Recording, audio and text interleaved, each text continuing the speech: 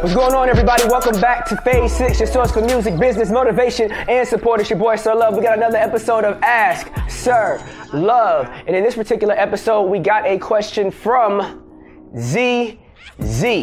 ZZ asked, Phase VI, about manager's fee. All right, you guys can read this along with me. It's a little choppy. About manager's fee.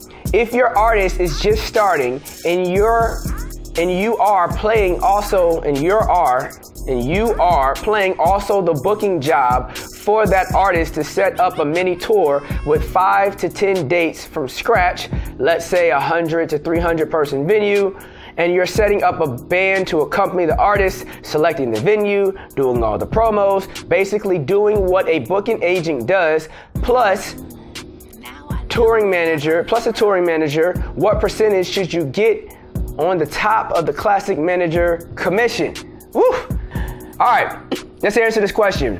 It depends. It's just a two-part question. It depends. It's going to depend on a couple things. One, are you a manager or are you a service provider? If you're a service provider, then of course you're going to charge a fee for every individual thing that you do. If you're a manager, then your job is to figure out how to break the artist. And anything that you can do to help break the artist is in your job description. Now, every manager has different skills. So every manager is going to lean on different skills. You may have a publicist turned manager. That publicist is going to be a manager and use all their publicity skills. They're not going to charge a separate fee for their publicity skills because that is the skill set they bring to the table that makes them enticing to be a manager. The reason the artist decided to let you be their manager is because they knew you had this skill and this skill would be helpful to them. Now, if you did not want to be their manager, you just wanted to be paid for your skill, then you would charge them as a service provider. You charge them a fee up front, get your money, provide your service, and go about your business. But if you see something in them, you see value, you feel like this is something that you're going to add your value to, and next thing you know, it's going to blow up, and you want in on that, then you're taking a risk. And that risk is that you're no longer going to get that fee. Instead of getting that fee, you're going to get this 20% ancillary 360 all the way around, because being a manager is pretty much like a 360 deal for an artist. 20% of everything they do. All right? So I have seen situations in which a manager will say, hey, as a booking agent, because booking agents get 10%, when I close the deal, I'm still gonna do my 10% booking fee. Now recognize that booking fee is done between the promoter and the booking agent. The artist really isn't involved in the conversation. If the booking agent goes and talks to the promoter and books you for $10,000, right? The booking agent is supposed to get 10%. The booking agent is supposed to get a $1,000 check. That means when the booking agent books you, the booking agent is gonna book you for $11,000 and give you 10, all right? If your manager does that and acts as a booking agent, I've seen that happen. I can list a couple managers that were booking agents that do that. 2 in particular right now at the top of my head, not going to put their business out there in the streets. But I do know that at least now they both have had some type of agreement with the artist in which the artist is aware that these things are happening. After all, they were a booking agent first, and it's not affecting you at all as an artist. You know, it's not affecting your fee or your rate at all. It becomes a problem when the booking agent turns around and says, oh, well, I'm gonna book you for 15 and give you 10. Right? But now this booking agent / manager is in a situation where now they're booking you for 11, paying you 10, and then they're getting an additional 2 from you for being a manager. This manager is walking away with $3,000, you're walking away with 7, you got booked for 10.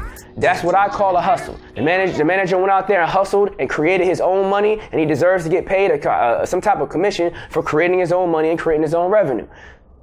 That's just how that goes. Now, once a manager has been a manager with you for a long time and they start taking booking fees, that becomes a little different because you were never a booking agent up front. Now people are calling your phone. You're just getting inbound calls all day, and now you want to start taking management fees on top of what I'm doing. Now you're capping. Now it's a little shiesty. All right? So it also depends on the scenario.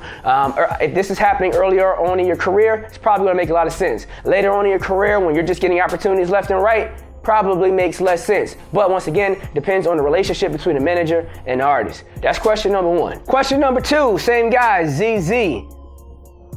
If besides being the manager, you're also responsible for setting up his Facebook, Instagram page, managing the page, putting content, providing those pictures when the artist is working in the studio or at the concert, doing Facebook Live, should you ask a social media management fee on top of the manager fee? I guess. How much? Once again, you are a manager. It is your job to make the artist's dream come true in any way that you can make it happen.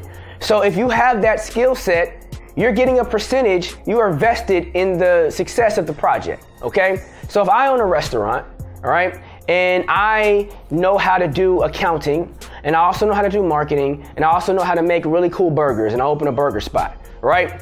Just because I'm the owner doesn't mean that I'm gonna sit back and say, hey, you know, I only own 20% of this restaurant. I got 3 other partners, and I have 4 other partners. We all have equal splits in this situation, and I'm getting 20%. I'm not doing accounting. We're gonna pay for somebody else to do our accounting because I'm not gonna do accounting.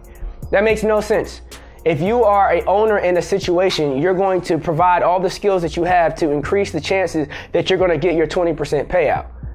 That's just what you're going to do. So if you have the skills to increase the artist's social media, it sounds to me like you should be doing that so that you can increase the probability of sales and shows and everything else that you're going to get paid off of. That is your marketing outlet. If you're good at marketing, do marketing to increase the money that you're going to make on the back end from commission, which is 20% of everything. Get them streaming numbers up there.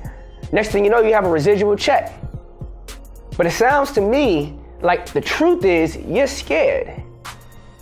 The truth is, in both of these situations, you're either scared or you're greedy, all right?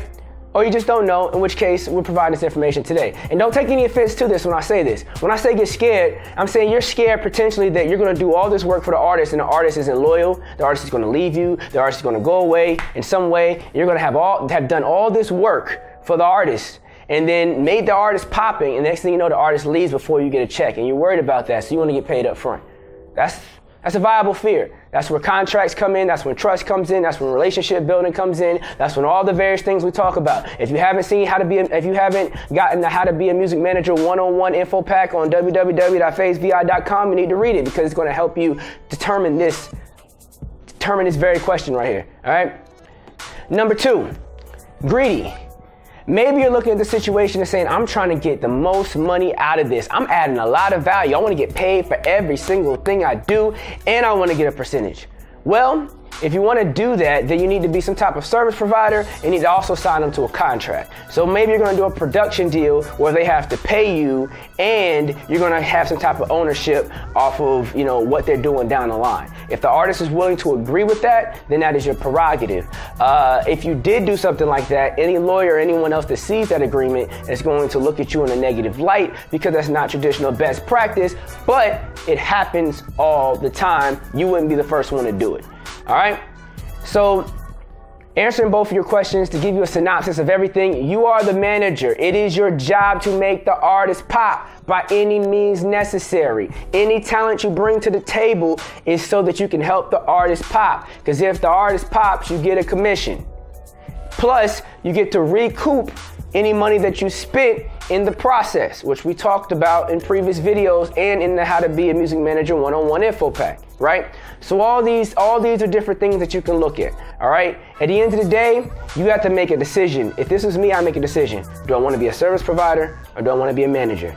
I make that decision all the time when individuals reach out to me from this platform, from shows, from whatever event that I'm at. I might run across someone, they say, hey, you know, I love what you do. I want you to be my manager. And I look at my workload and I go, you know what? I'm not in a position to take anybody on right now, but what I can do is provide these services for you. But if I provide those services for that person, they pop off and blow up, I can't be upset that I'm not getting a larger percentage because I didn't take on the responsibility required to do all the additional work.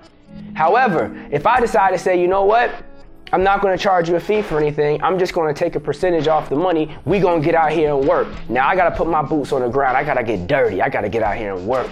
And this is the reason why a lot of people decide not to work with artists that are really, really talented, because it's not just, oh, make a couple phone calls and make you hot. No, it's they put their boots on the ground and get out there and work. And they may already have their boots on the ground working for something else. And maybe that's your situation as well. So you got to think about it. I don't know everything. But I know a lot about a little and a little bit about a lot. I'm trying to give you guys everything that I got right here on Phase 6. Go to www.phasevi.com. Please join, become a member.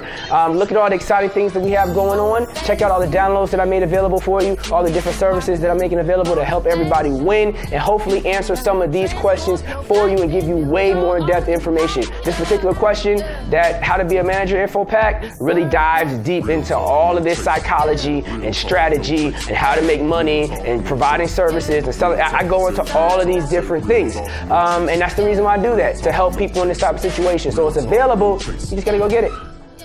I'm out.